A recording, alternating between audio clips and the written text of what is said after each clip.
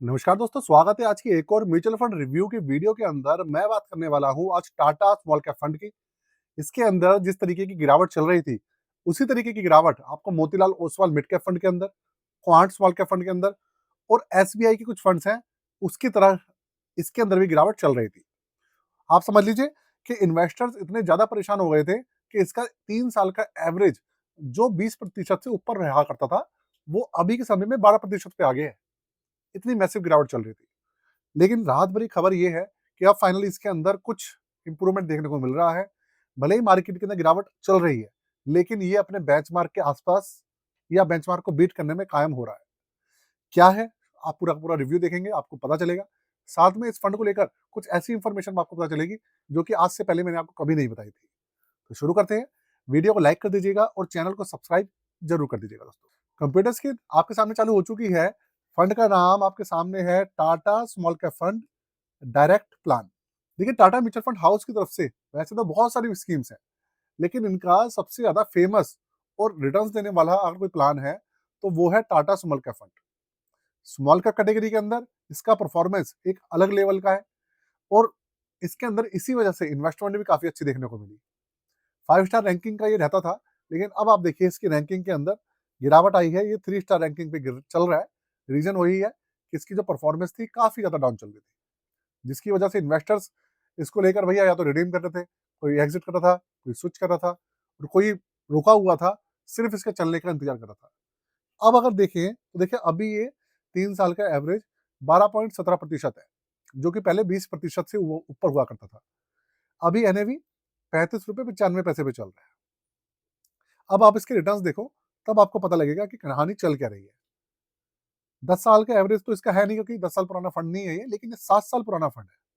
तो 7 साल का एवरेज का 18.86% है। इसका मुझे अच्छे से याद है, जो एवरेज रहता था वो काफी अच्छा रहता था।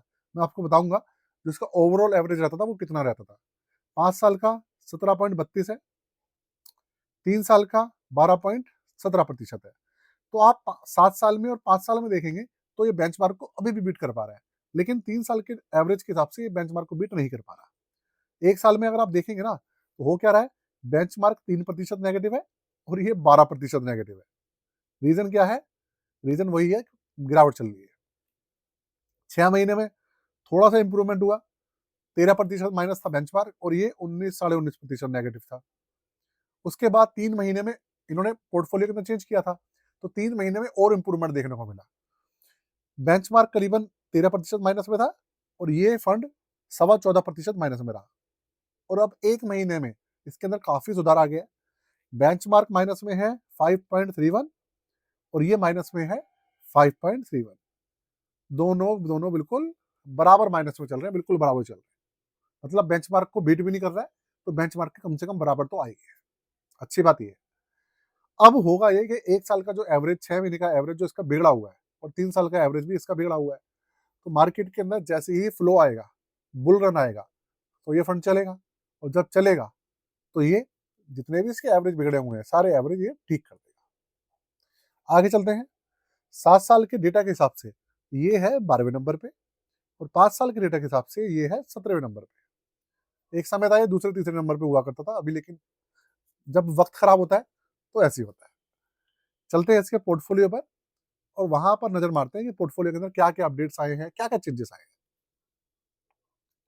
देखिए, सबसे बड़ा चेंज जो इसके अंदर आया है, जो कि मैंने आपको कहा था मैं आपको बताऊंगा, वो ये है, इन्होंने 7.31% कैश होल्ड किया हुआ है। पहले इतना कैश नहीं था, लेकिन अब इन्होंने कैश जो है बढ़ा दिए, 7.25% के आसपास है। और 92.5% इन्होंने अभी इक्विटी के अंदर पैसा लगाया हुआ है। ये है।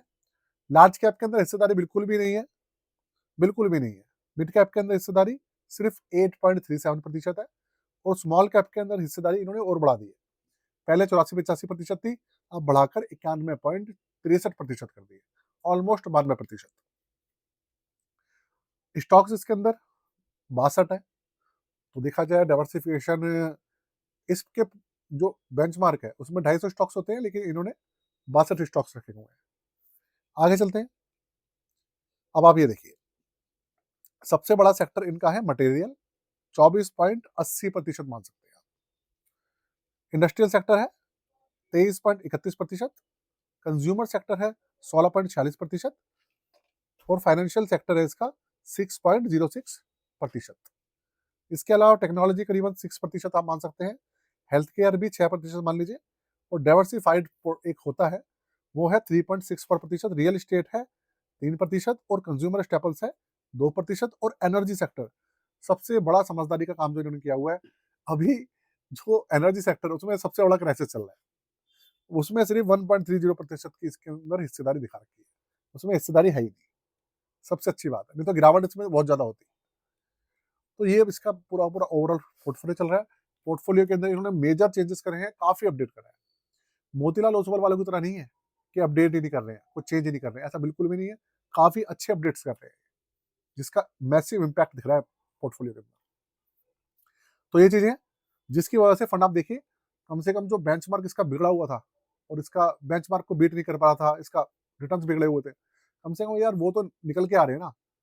अब आपके दिमाग में क्वेश्चन होगा कि ये पॉजिटिव तो अब भी नहीं है, नेगेटिव चल रहा है। लेकिन मेरे दोस्तों, आप समझो, अभी के समय में पॉजिटिव तो कोई भी नहीं है, सारे फंड्स नेगेटिव है यार। और जब सारे फंड नेगेटिव है तो ये भी नेगेटिव है, तो इसकी क्या, इसने कौन सा ऐसा जुलूम कर दिया? जब मार्केट चलेगी तो ये भी चल पड़ेगा भाई। देखिए ऐसा होता है कि आप इस फंड के अंदर देखो, इस 92% की हिस्सेदारी स्मॉल कैप है, और स्मॉल कैप जो स्टॉक्स है वो ऑलरेडी काफी ज्यादा टूट चुके हैं, रीजनेबल प्राइस पे आ चुके हैं, करेक्शन बहुत ज्यादा चल रहा है। ईरान, इजराइल और यूएस का जो युद्ध चल रहा है वो डोनाल्ड ट्रंप ने कहा है 2 से लेकर 3 हफ्ते का और मेहमान है, ऐसा डोनाल्ड ट्रंप ने खुद कहा है। लेकिन हाँ, उससे पहले वो कह रहे हैं कि एक मैसिव अटैक करेंगे वो ईरान के ऊपर। तो जब वो ईरान के ऊपर अटैक करेंगे मैसिव, तो मार्केट के अंदर गिरावट हो आएगी और ये और गिर सकता है। तो इसलिए जब गिरने के बाद ये युद्ध बंद होगा तो मार्केट एकदम से भागेगी। तो भाई ये फंड भी एकदम से भागेगा, क्योंकि इसमें स्टॉक्स स्मॉल कैप ज्यादा है, तो एकदम से बढ़त देखने को मिलेगी इसके अंदर। दूसरों में बढ़त कम रहेगी, इसमें बढ़त ज्यादा रहेगी, ये चीज है। चलते इसके चार्जेस हैं, जो अदर चीजें हैं उसके ऊपर एक नजर डाल लेते हैं। 12 नवंबर 2018 को लॉन्च हुआ था ये, और इसका जो ओवरऑल एवरेज आप देख रहे हैं ये 18.90% है। एक समय ऐसा था जब इसका एवरेज 30% के आसपास रहता था, 29% से लेकर 30% के बीच में रहता था इस फंड का। इतना अच्छा इसका एवरेज रहता था ओवरऑल, लेकिन अब 18.90% है। चलिए, सबके भैया अभी तो एवरेज बिगड़े हुए हैं। निफ्टी स्मॉल कैप 250 टीआरआई, ये इसका बेंचमार्क है। ओपन एंडेड स्कीम है, एक्सपेंस रेशियो इंडिया में सबसे कम है इसके 0.40%। इक्के दुक्के फंड नहीं है जिनके एक्सपेंस रेशियो इतने कम है। पहले तो 0.31 हुआ करता था, अब इन्होंने बढ़ा दिया हल्का सा, 0.40% कर दिया। 10,715 करोड़ का अच्छा खासा AUM भी है, और रिस्क मीटर्स का वेरी हाई है, वो तो रहेगा ही भाई। इसके अलावा 5,000 से मिनिमम इन्वेस्टमेंट इसमें दिखा रखी है, लेकिन इसके अंदर लमसम वगैरह बंद है। SIP चालू है, 500 रुपए से SIP इसके अंदर शुरू हो जाती है। और इसके अलावा एग्जिट रोड इसका पहले हुआ करता था 1 साल के अंदर 300, मतलब 365 दिन के अंदर 1%। अब इन्होंने उसको रिवाइज किया, अब इन्होंने क्या करा, 30 दिन तक सिर्फ 0.50%, सिर्फ 30 दिन तक। उसके बाद एग्जिट लोड इन्होंने खत्म ही कर दिया, लॉक इन पीरियड है ही नहीं। ये कुछ इसके पॉजिटिव पॉइंट है। अच्छा, आपको एक चीज बता दूं मैं, आप हमारी पोर्टफोलियो सर्विसेज के बारे में आपको नहीं पता तो मैं आपको बता देता हूँ। आप अपना पोर्टफोलियो हमसे बनवाना चाहें, आप अपना पोर्टफोलियो रिव्यू कराना चाहें, आप अपना पोर्टफोलियो रीबैलेंस कराना चाहें अभी के समय में, तो करवा सकते हैं। बहुत अच्छा समय चल रहा है पोर्टफोलियो रिवाइज कराने के लिए, रिव्यू कराने के लिए, और ये सब चीज़ें कराने के लिए आप उसका फ़ायदा उठा सकते हैं। चार्जेस है 999 रुपये, ये क्रिएशन चार्जेस हैं और वन टाइम चार्जेस हैं, तो आप बेनिफिट उठा सकते हैं उसके। भविष्य में इसके जो चार्जेस वगैरह वो बढ़ेंगे, तो जब बढ़ेंगे तो भाई अलग चीज़ें हो जाएंगी, लेकिन हाँ अभी चार्जेस कम रखे हुए हैं। व्हाट्सअप नंबर है डिस्क्रिप्शन के अंदर, उसमें जाकर आप हमसे जुड़ सकते हैं। अच्छा, पॉजिटिव और नेगेटिव पॉइंट की बात करूँ तो देखिए, पॉजिटिव पॉइंट तो मैंने आपको बताई दी है। नेगेटिव पॉइंट तो यही है कि भाई गिरावट आ गई है, 3 स्टार पे आ गया 5 स्टार से, और गिरावट चल रही है, बहुत सारी चीज़ें हैं, लेकिन हाँ सुधार है पहले से। यहीं पर वीडियो खत्म करते हैं। आशा करता हूँ आपके जो क्वेश्चन है उसके आंसर आपको मिल गए होंगे। इसके बाद भी अगर कोई क्वेश्चन छूटता है तो प्लीज़ मुझे कमेंट बॉक्स के अंदर ज़रूर अपना क्वेश्चन पूछेगा, मैं उसका आंसर आपको ज़रूर देने की कोशिश करूँगा। आज के लिए जय हिंद, वंदे मातरम।